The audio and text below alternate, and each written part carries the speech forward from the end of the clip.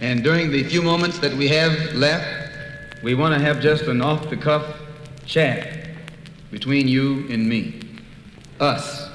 We want to talk right down to earth in a language that everybody here can easily understand. We all agree tonight, all of the speakers have agreed that America has a very serious problem. Not only does America have a very serious problem, but our people have a very serious problem. America's problem is us. We're her problem. The only reason she has a problem is she doesn't want us here. And every time you look at yourself, be you black, brown, red, or yellow, a so-called Negro, you represent a person who poses such a serious problem for America because you're not wanted.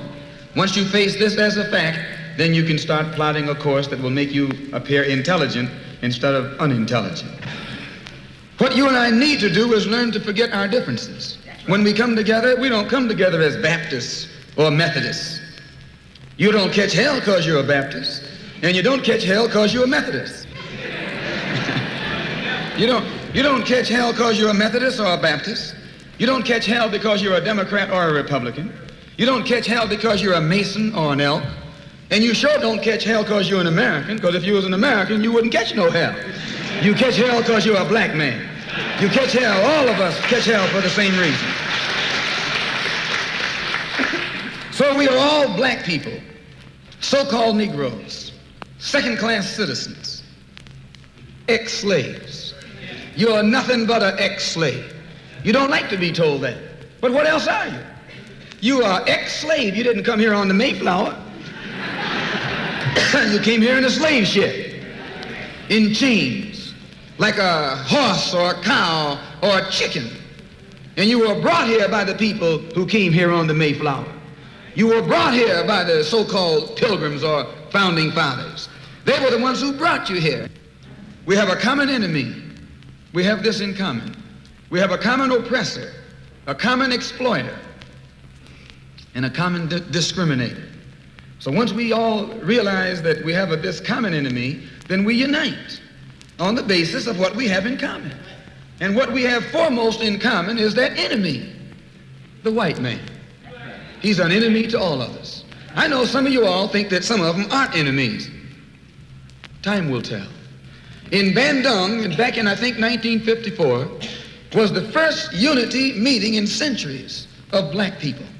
And once you study what happened at the Bandung Conference and the results of the Bandung Conference, it actually serves as a model for the same procedure you and I can use to get our problems solved. At Bandung, all the nations came together. They were dark nations from Africa and Asia. Some of them were Buddhists. Some of them were Muslim. Some of them were Christian. Some of them were Confucianists. Some were atheists. Despite their religious differences, they came together. Some were communists, some were socialists, some were capitalists. Despite their economic and political differences, they came together. All of them were black, brown, red, or yellow. The number one thing that was not allowed to attend the Bandung Conference was the white man. He couldn't come. Once they excluded the white man, they found that they could get together. Once they kept him out, everybody else fell right in and fell in line. This is the thing that you and I have to understand. And these people who came together didn't have nuclear weapons. They didn't have jet planes. They didn't have all of the heavy armaments that the white man has. But they had unity. They were able to submerge their little petty differences and agree on one thing, that though one African came from Kenya and was being colonized by the Englishmen, and another African came from the Congo and was being colonized by the Belgian, and another African came from Guinea and was being colonized by the French, and another came from Angola and was being colonized by the Portuguese. When they came to the Bandung Conference, they looked at the Portuguese and at the Frenchmen and at the Englishmen and at the other Dutchmen and learn or realize that the one thing that all of them had in common, they were all from Europe. They were all Europeans, blonde, blue-eyed, and white-skinned. They began to recognize who their enemy was. The same man that was colonizing our people in Kenya was colonizing our people in the Congo. The same one in the Congo was colonizing our people in South Africa and in southern Rhodesia and in Burma and in India and in Afghanistan and in Pakistan. They realized all over the world where a dark man was being oppressed, he was being oppressed by the white man. Where the dark man was being exploited, he was being exploited by the white man. So they got together under this basis that they had a common enemy. And when you and I here in Detroit and in Michigan and in America who have been awakened today, look around us, we too realize here in America, we all have a common enemy. Whether he's in Georgia or Michigan, whether he's in California or New York, he's the same man. Blue eyes and blonde hair and pale skin. Same man.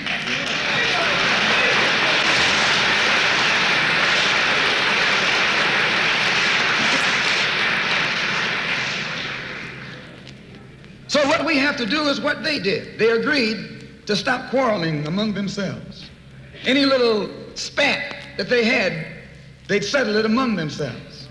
Go into a huddle. Don't let the enemy know that you got a disagreement. Instead of us airing our differences in public, we have to realize we're all the same family. And when you have a family squabble, you don't get out on the sidewalk. If you do, everybody calls you uncouth, unrefined, uncivilized, savage. If you don't make it at home, you settle it at home. You get in the closet, argue it out behind closed doors. And then when you come out on the street, you pose a common front, a united front. And this is what we need to do in the community and in the city and in the state. We need to stop airing our differences in front of the white man. Put the white man out of our meeting, number one, and then sit down and talk shop with each other. That's all you got to do.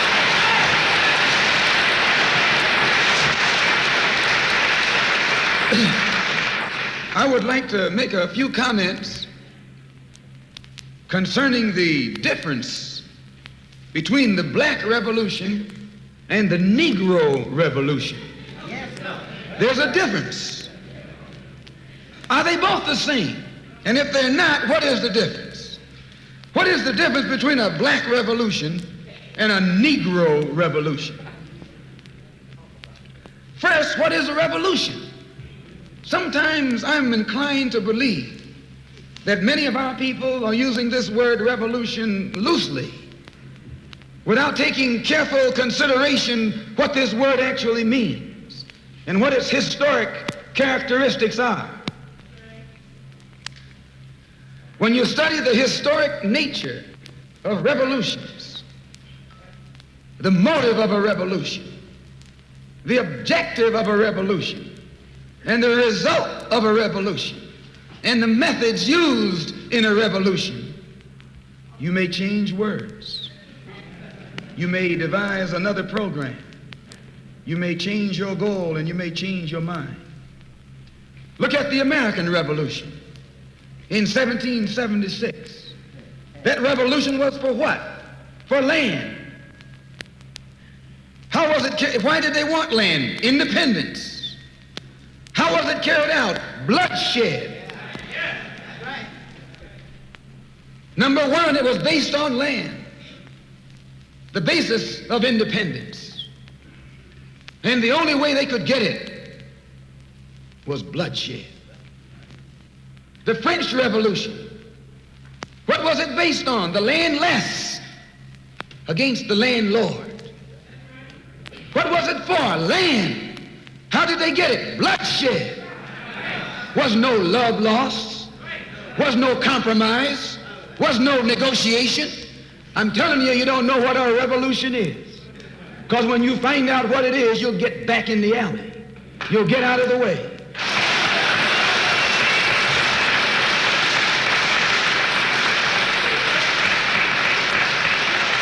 Just a moment. The Russian Revolution. What was it based on? Land.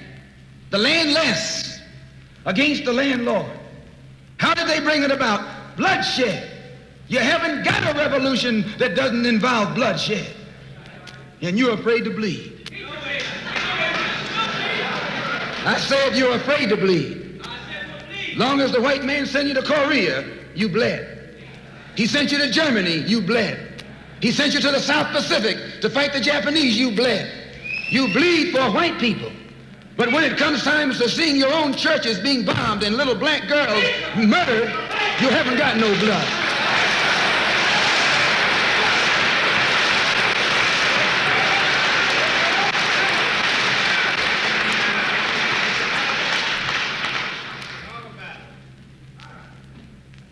You bleed when the white man says bleed. You bite when the white man says bite. And you bark when the white man says bark. I hate to say this about us, but it's true. How you gonna be nonviolent in Mississippi as violent as you were in Korea?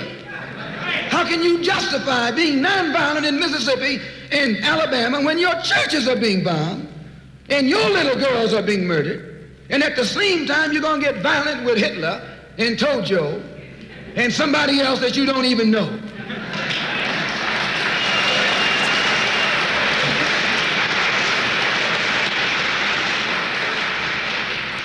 If violence is wrong in America, violence is wrong abroad.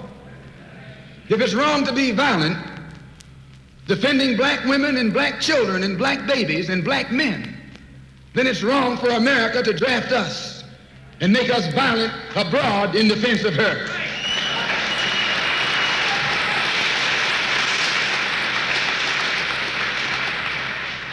The Chinese Revolution, they wanted land. They threw the British out, along with the Uncle Tom Chinese. Yeah, they did. They set a good example. When I was in prison, I read an article, and don't be shocked when I say I was in prison. You're still in prison.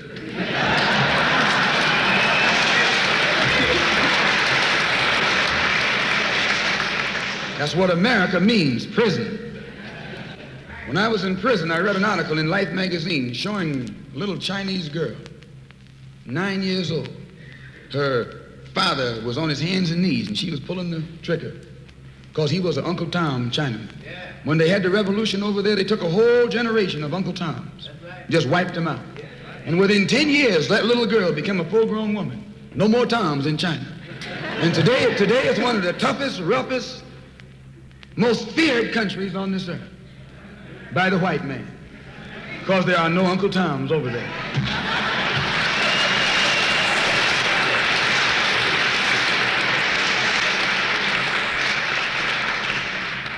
Of all our studies, history is best qualified to reward all research. And when you see that you got problems, all you have to do is examine the historic method used all over the world by others who had problems similar to yours.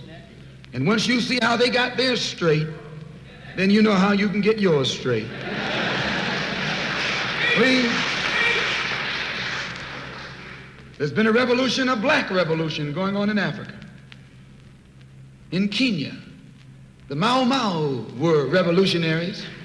They were the ones who made the word uhuru. They were the ones who brought it to the fore. The Mau Mau, they were revolutionaries. They believed in scorched earth. They knocked everything aside that got in their path. And their revolution also was based on land, a desire for land. In Algeria, the northern part of Africa, a revolution took place. The Algerians were revolutionists. They wanted land. France offered to let them be integrated into France. They told France to hell with France. They wanted some land, not some France.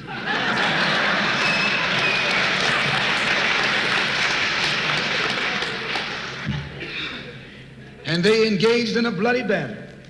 So I cite these various revolutions, brothers and sisters, to show you, you don't have a peaceful revolution.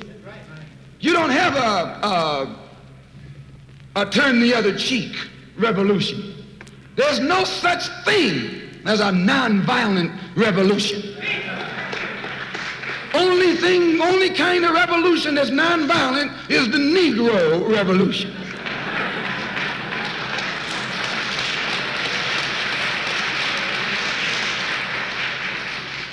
The only revolution based on loving your enemy is the Negro revolution.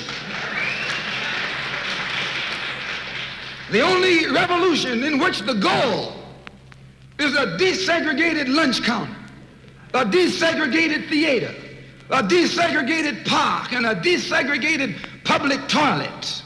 You can sit down next to white folks on the toilet.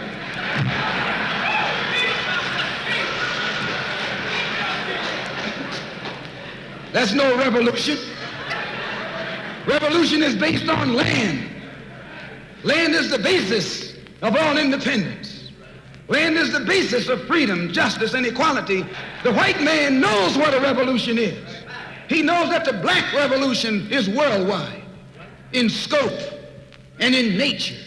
The black revolution is sweeping Asia, sweeping Africa. It's rearing its head in Latin America. The Cuban Revolution, that's a revolution. They overturned the system.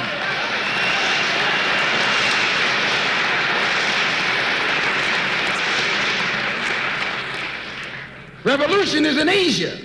Revolution is in Africa. And the white man is screaming because he sees revolution in Latin America. How do you think he'll react to you when you learn what a real revolution is? You don't know what a revolution is. If you did, you wouldn't use that word. A revolution is bloody. Revolution is hostile. Revolution knows no compromise. Revolution overturns and destroys everything that gets in its way. And you sitting around here like a knot on these folks, no matter how much they hate me. No, you need a revolution.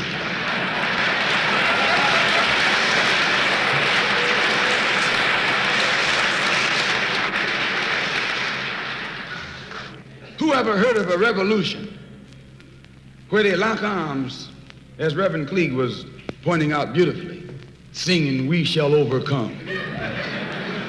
Just tell me you don't do that in a revolution. You don't do any singing, you're too busy swinging.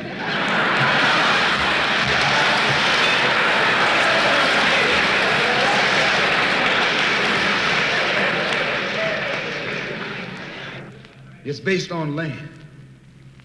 A revolutionary wants land so he can set up his own nation, an independent nation. These Negroes aren't asking for no nation. They're trying to crawl back on the plantation.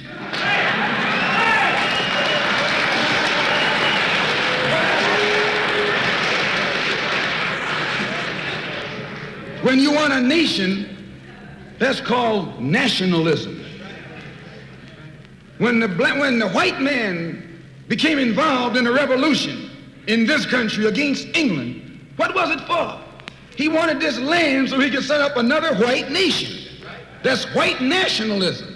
The American Revolution was white nationalism. The French Revolution was white nationalism. The Russian Revolution, too, yes, it was white nationalism. You don't think so? Why you think Khrushchev and Mao can't get their heads together? White nationalism. All the revolutions that's going on in Asia, in Africa today are based on what? Black nationalism. A revolutionary is a black nationalist. He wants a nation. I was reading some beautiful words by Reverend Cleage pointing out why he couldn't get together with someone else here in the city.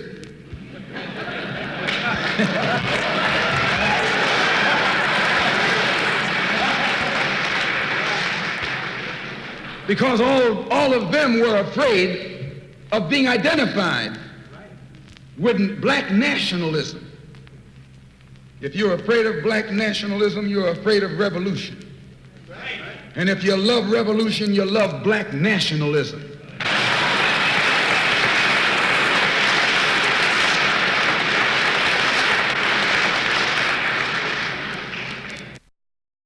To understand this, you have to go back to what young brother here referred to as the house Negro and the field Negro. Back during slavery, there was two kinds of slaves. There was the house Negro and the field Negro. The house Negro, they lived in the house with master. They dressed pretty good. They ate good because they ate his food, what he left. They lived in the attic or the basement, but still they lived near their master. And they loved their master more than the master loved himself. They would give their life to save their master's house quicker than the master would. The house Negro, if the master said, we got a good house here, the house Negro said, yeah, we got a good house here. Whenever the master said we, he said we. That's how you can tell a house Negro. If the master's house caught on fire, the house Negro would fight harder to put the blaze out than the master would. If the master got sick, the house Negro would say, what's the matter, boss? We sick. We sick.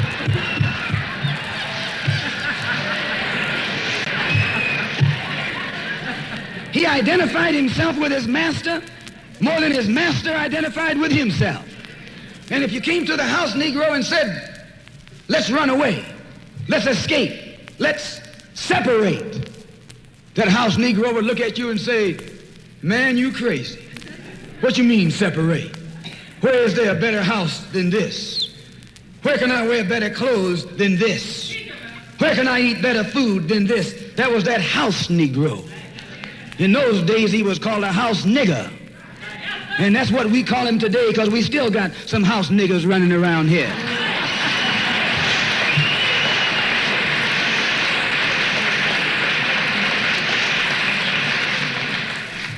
This modern house Negro loves his master.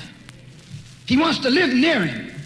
He'll pay 3 times as much as the house is worth just to live near his master. And then brag about, I'm the only Negro out here.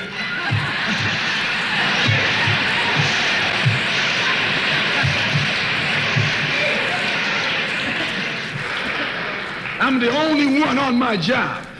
I'm the only one in this school. You're nothing but a house Negro.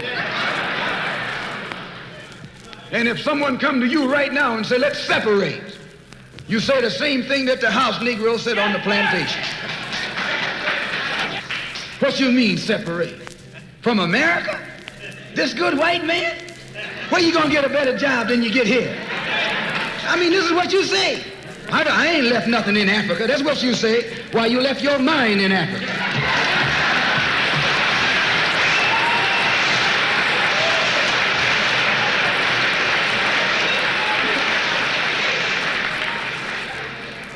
On that same plantation, there was the field Negro. The field Negro, those were the masses. There was always more Negroes in the field than there was Negroes in the house. The Negro in the field caught hell. He ate leftovers. In the house, they ate high up on the hog. The Negro in the field didn't get nothing but what was left of the insides of the hog. They call them chitlins nowadays. In those days, they call them what they were. Guts. That's what you were, a gut eater. And some of you all still gut eaters.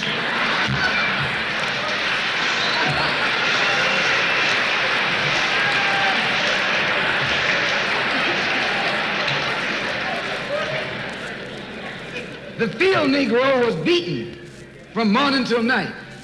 He lived in a shack, in a hut. He wore cast-off clothes. And he hated his master. I say he hated his master. He was intelligent. That house Negro loved his master. But that field Negro, remember, they were in the majority. And they hated the master. When the house caught on fire, he didn't try and put it out. That field Negro prayed for a wind, for a breeze. When the master got sick, the field Negro prayed that he died. If someone come to the field Negro and said, let's separate, let's run, he didn't say, where are we going? He said, any place is better than here.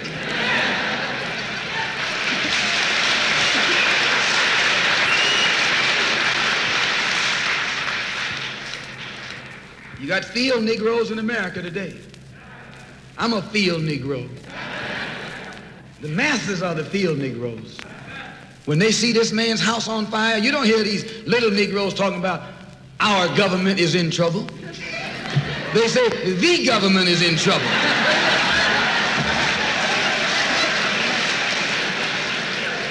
Imagine a Negro, our government. I even heard one say, our astronauts. They won't even let him near the plant. And our astronauts, our Navy, that's a Negro that's out of his mind. That's a Negro that's out of his mind. Just as the slave master in that day used Tom, the house Negro, to keep the field Negroes in check, the same old slave master today has Negroes who are nothing but modern Uncle Toms, 20th century Uncle Toms, to keep you and me in check, keep us under control, keep us passive and peaceful and nonviolent. That's Tom making you nonviolent. It's like when you go to the dentist and the man is going to take your tooth. You're going to fight him when he start pulling. So they squirt some stuff in your jaw called Novocaine to make you think they're not doing anything to you. So you sit there, and because you got all that Novocaine in your jaw, you suffer peacefully.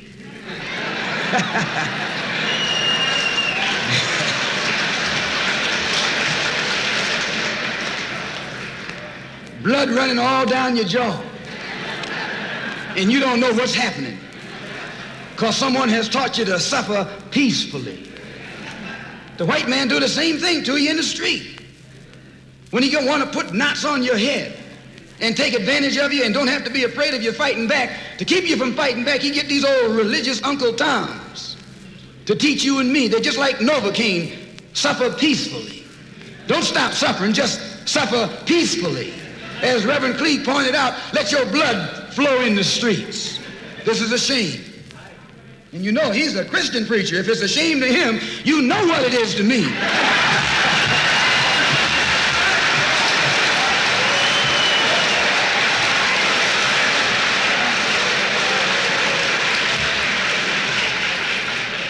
Because nothing in our book, the Quran, as you call it, Quran, teaches us to suffer peacefully. Our religion teaches us to be intelligent, be peaceful, be courteous, obey the law, respect everyone. But if someone puts his hand on you, send him to the cemetery.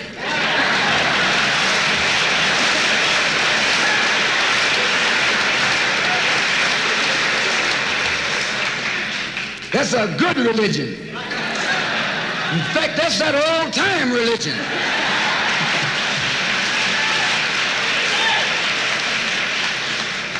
That's the one that Ma and Pa used to talk about. An eye for an eye, and a tooth for a tooth, and a head for a head, and a life for a life. That's a good religion. And then anybody, no one resents that kind of religion being taught but a wolf who intends to make you his meal. This is the way it is with the white man in America. He's a wolf, and you a sheep. Anytime a shepherd, a pastor, teach you and me not to run from the white man, and at the same time teach us don't fight the white man, he's a traitor to you and me. Don't lay down our life all by itself. No. Preserve your life. It's the best thing you got. And if you got to give it up, let it be even Stephen.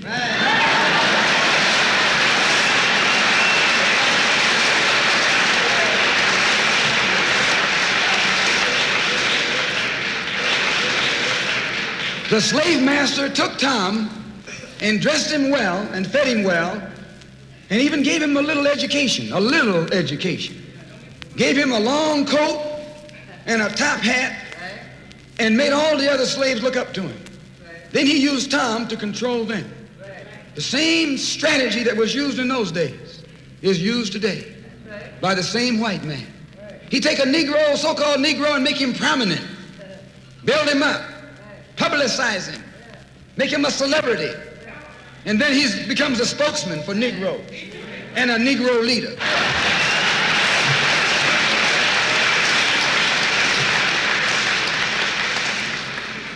I would like to just mention one thing else quickly, and that is the method that the white man uses, how the white man uses these big guns or Negro leaders against the black revolution. They're not a part of the black revolution. They're used against the black revolution. When Martin Luther King failed to desegregate Albany, Georgia, the civil rights struggle in America reached its low point. King became bankrupt almost as a leader. Plus, even financially, the Southern Christian Leadership Conference was in financial trouble. Plus, it was in trouble, period, with the people when they failed to desegregate Albany, Georgia. Other Negro civil rights leaders of so-called national stature became fallen idols. As they became fallen idols, began to lose their prestige and influence, local Negro leaders began to stir up the masses. In Cambridge, Maryland, Gloria Richardson. In Danville, Virginia, and other parts of the country, local leaders began to stir up our people at the grassroots level. This was never done by these Negroes whom you recognize of national stature. They controlled you, but they never incited you or excited you. They controlled you, they contained you. They kept you on the plantation. As soon as King failed in Birmingham, Negroes took to the streets. King got out and went out to California to a big rally and raised about, I don't know how many thousands of dollars. Come to Detroit and had a march and raised some more thousands of dollars. And recall, right after that, Wilkins attacked King, accused King and the Corps of starting trouble everywhere and then making the NAACP get him out of jail and spend a lot of money, and then he accused King and Corps of raising all the money and not paying it back. This happened. I got it in documented evidence in the newspaper. Roy started attacking King, and King started attacking Roy, and Farmer started attacking both of them. And as these Negroes of national stature began to attack each other, they began to lose their control of the Negro masses. And Negroes was out there in the streets. They was talking about, we're going to march on Washington. By the way, and right at that time, Birmingham had exploded, and the Negroes in Birmingham, remember, they also exploded. They began to stab the crackers in the back and bust them upside the head. Yes, they did. That's when Kennedy sent in the troops down in Birmingham. So, and right after that, Kennedy got on the television and said, this is a moral issue. That's when he said he's going to put out a civil rights bill. And when he mentioned civil rights bill and the Southern crackers started talking about they were going to boycott it or filibuster it, then the Negroes started talking about what? We're going to march on Washington, march on the Senate, march on the White House, march on the Congress, and tie it up, bring it to a halt. Don't let the government proceed. They even said they was going to go out to the airport and lay down on the runway and don't let no airplanes land. I'm telling you what they said. That was revolution. That was revolution. That was the black revolution. It was the grassroots out there in the street. Scared the white man to death. Scared the white power structure in Washington, D.C. to death. I was there. When they found out that this black steamroller was going to come down on the Capitol, they called in Wilkins. They called in Randolph. They called in these national Negro leaders that you respect and told them, call it off. Kennedy said, look, y'all letting this thing go too far. And old Tom said, boss, I can't stop it because I didn't start it.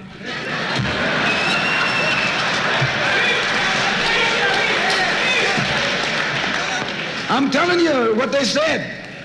They said, I'm not even in it, much less at the head of it. They said, these Negroes are doing things on their own. They're running ahead of us. And that old shrewd fox, he said, well, if you all aren't in it, I'll put you in it.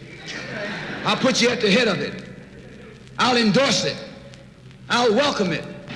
I'll help it. I'll join it.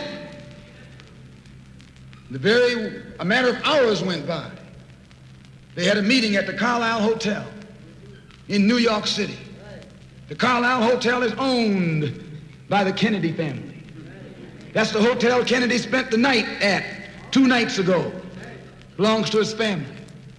A philanthropic society headed by a white man named Stephen Currier called all the top civil rights leaders together at the Carlisle Hotel and told them that by you all fighting each other, you're destroying the civil rights movement. And since you're fighting over money from white liberals, let us set up what's known as the Council for United Civil Rights Leadership. Let's form this council, and all the civil rights organizations will belong to it. And we'll use it for fundraising purposes. Let me show you how tricky the white man is. And as soon as they got it formed, they elected Whitney Young as the chairman. And who you think became the co-chairman? Stephen Currier, the white man. A millionaire. Powell was talking about it down at the Cobo today. This is what he was talking about. Powell knows it happened. Randolph knows it happened. Wilkins knows it happened. King knows it happened. Every one of that so-called Big Six. They know what happened. Once they formed it, with the white man over it, he promised them and gave them $800,000 to split up between the Big Six, and told them that after the march was over, they'd give them $700,000 more. $1.5 million split up between leaders that you've been following, going to jail for, crying crocodile tears for, and they've nothing but Frank James and Jesse James and brothers.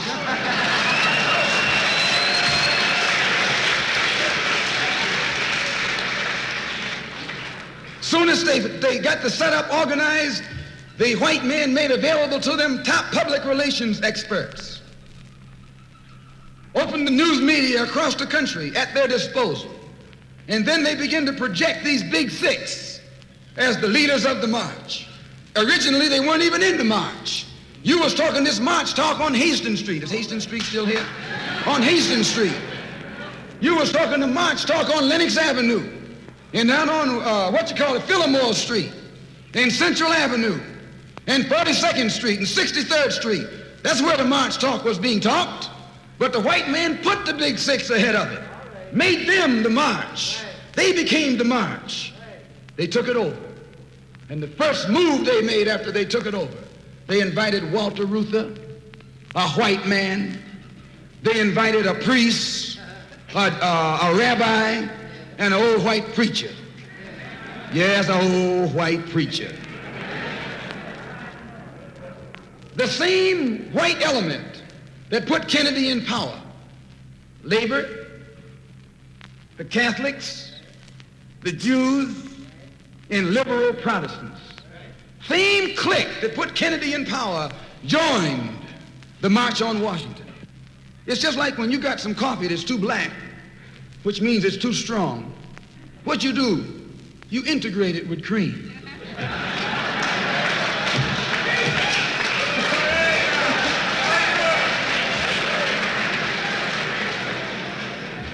You make it weak. If you pour too much cream in, you won't even know you ever had coffee. It used to be hot, it becomes cool. It used to be strong, it becomes weak. It used to wake you up, now it'll put you to sleep.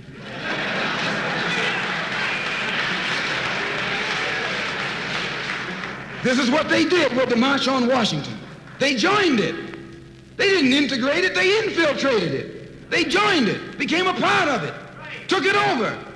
And as they took it over, it lost its militancy. They ceased to be angry. They ceased to be hot. They ceased to be uncompromising. Why, it even ceased to be a march. It became a picnic, a circus. Nothing but a circus with clowns and all. You had one right here in Detroit. I saw it on television with clowns leading it, white clowns and black clowns. I know you don't like what I'm saying, but I'm going to tell you anyway, because I can prove what I'm saying. If you think I'm telling you wrong, you bring me Martin Luther King and A. Philip Randolph and James Farmer and those other three, and see if they'll deny it over the microphone. No, it was a sellout. It was a takeover. When James Baldwin came in from Paris, they wouldn't let him talk because they couldn't make him go by the script. Burt Lancaster read the speech that Baldwin was supposed to make. They wouldn't let Baldwin get up there because they know Baldwin liable to say anything. They controlled it so tight, they told those Negroes what time to hit town, how to come, where to stop, what sign to carry, what song to sing, what speech they could make and what speech they couldn't make, and then told them to get out of town by sundown.